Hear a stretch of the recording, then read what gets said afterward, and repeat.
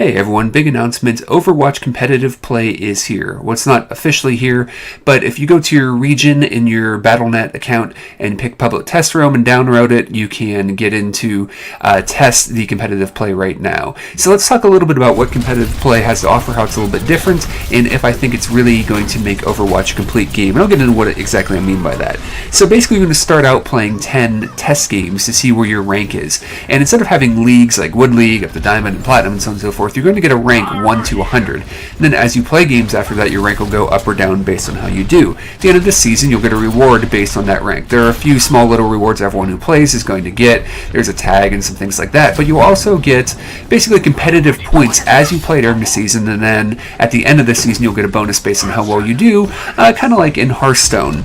Now, these rewards will allow you to get special things. Right now, what they are going to offer is golden guns. So for 300 of these points, you can get a golden weapon, and each character seems like they're going to have one, and whether or not you think that's cool or not is up to you, but it is something different that you're going to specifically get with these points that aren't going to be available in loot boxes. It's like a separate currency other than the one that you get in the loot box currency if you get currency in that. So let's get into how the games actually work. Now, they're the same game modes and maps as in Quick Play, although they're going to work a little bit differently. So, for example, if you're attacking points where both teams are attacking the same point, there is an attack and defense. It's a best of 5 instead of a best of 3. If it's a point capture with attack and defense, you're going to see how each team does attacking the same map. If there's a tie, then you'll have a tiebreaker. Each game is going to have a tiebreaker if there is a tie, and they can be a little bit wonky. Basically, there's a coin toss to decide who's the attacker, and say it's a map where you have to capture the point and then move the payload. Basically, the attacker has to capture the first point, and if they get it, they win. If they don't, they lose. And there is a reduced time from the time you would normally have in order to capture that first point.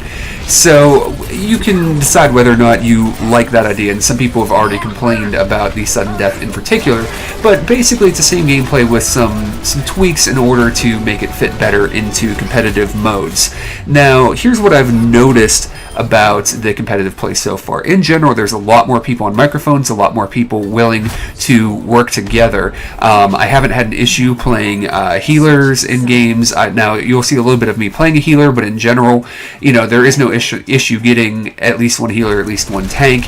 People want to have good team composition. People want to communicate, and I really, really like that. And if you like that aspect, then competitive play may be for you. But people are definitely going to want to win.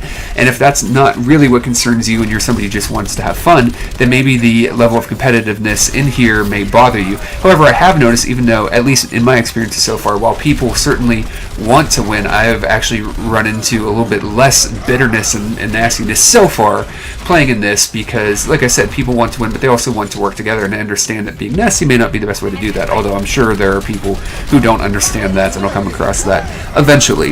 Now, there are some major penalties, though, if you leave a game, because if you leave a game, it screws up the whole thing. Basically, no matter how long you've played in that current game, none of it counts for anyone, and if you leave consistently enough, you can lose a bunch of experience or whatever, or competitive points, I'm not sure which one it is, or even be banned for up through the rest of that entire season from playing in competitive play. So you really don't want to just be quitting out of games even if things are going poorly. And we'll see a little bit differently here at the end how it's going to show also how we did in the competitive point or whatever we'll get for winning that one. Now, after a game is completed, it does kick you out of the game and you have to go into a new one. You won't go into another game with those same players.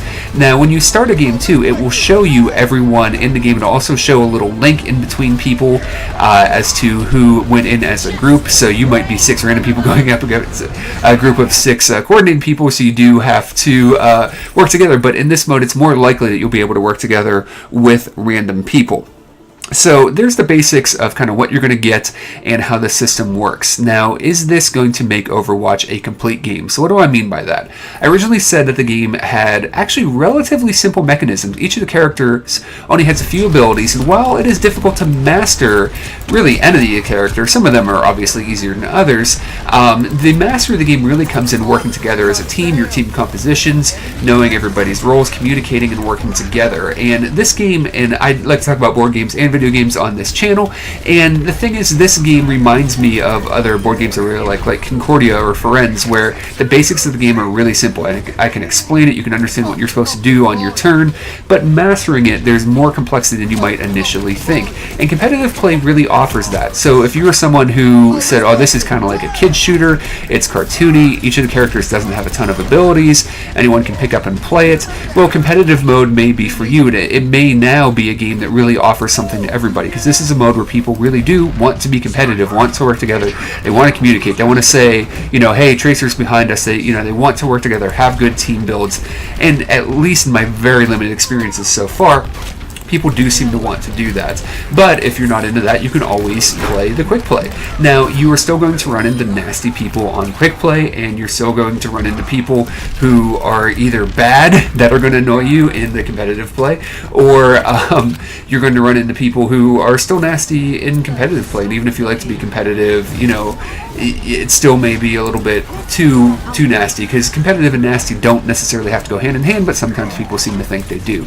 But this game offers now a lot of different options for people, and at the same time doesn't really. So I said in my review that I could definitely see people not liking this game, feeling like it doesn't offer enough content, there's not enough game modes and things like that, and you basically kind of do the same thing over and over again. And I said the complexity is within the games themselves. And now the games themselves, while there's not any more diversity within those games, the type of ways to play has a little bit more diversity. You can take that serious mode where you're going to use your mic, communicate with other people, work on team builds, you know, do research and work together, or, you know, just play for fun, and it does have those options. Like I said, you can have your downfalls in each of those modes.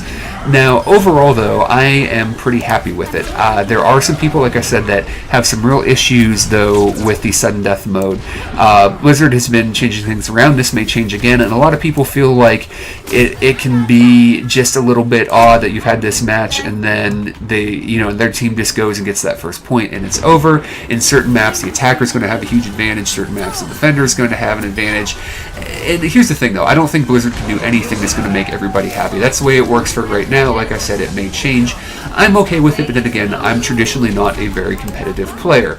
And I show footage from two different games here, two games where I did pretty well. There's a game where I did really, really poorly, and I actually felt bad for my team. So for me personally, I don't know how much I'm going to play the competitive mode, because I don't necessarily have the time to play the game enough to be really that good. So I'm interested in seeing, once I get my official rank, you know, if I'm really comfortable playing in the rank I'm in, or if I'm still going to feel like I'm bringing other people down. And, you know, I may report on that later. But there is kind of how ranked mode is going to work right now, and it may give an option to some of those players who felt like Overwatch didn't have enough to offer them right now. It's a little too repetitive, a little too simple. Now they will be able to, work together in ways maybe you weren't able to in ranked, and see a little bit more of the complexity of the game at a higher level, and, you know, try to get as higher level as you possibly can, because I know people are super interested in that, and that was part of the chat when people are playing, like, hey, play good, guys, because I want to get a good rank and play with good people.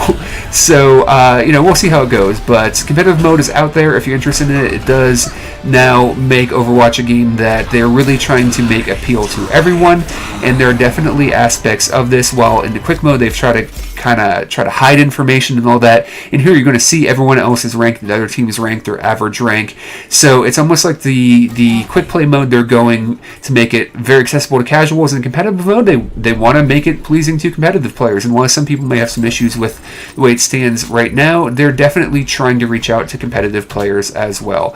So I should be back with some more videos soon, board game and video game videos, so hopefully you guys enjoy both those, or even if you just enjoy one. We'll be back with more soon. Thanks a lot for watching.